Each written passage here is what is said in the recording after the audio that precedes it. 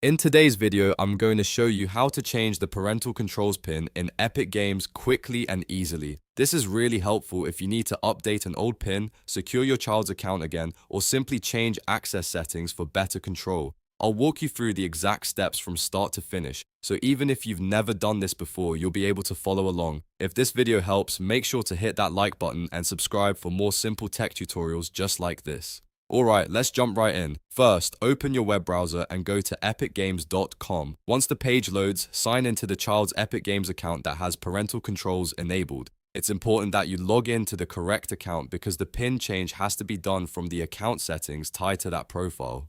After you're signed in, look at the top right corner of the page and click on your display name. A drop-down menu will appear, and from there, select account. This will take you to the main account settings page where you can manage different parts of the profile. On the left-hand sidebar, find and click Parental Controls. This is where Epic Games stores the settings for restrictions, permissions, and pin security. Once you open that section, you'll be prompted to enter your current 6-digit pin. Go ahead and type that in carefully. If the pin is correct, Epic Games will verify your access and unlock the parental control settings. If the pin doesn't work, double check that you entered the right numbers and that you're using the correct account. After the pin is accepted, you'll be able to make changes. Now look for the Change PIN button and click it. Epic Games will ask you to enter a new 6-digit pin. Choose a pin that you can remember, but that is still secure and not easy for others to guess. Enter the new pin once, then confirm it by typing it again in the confirmation field.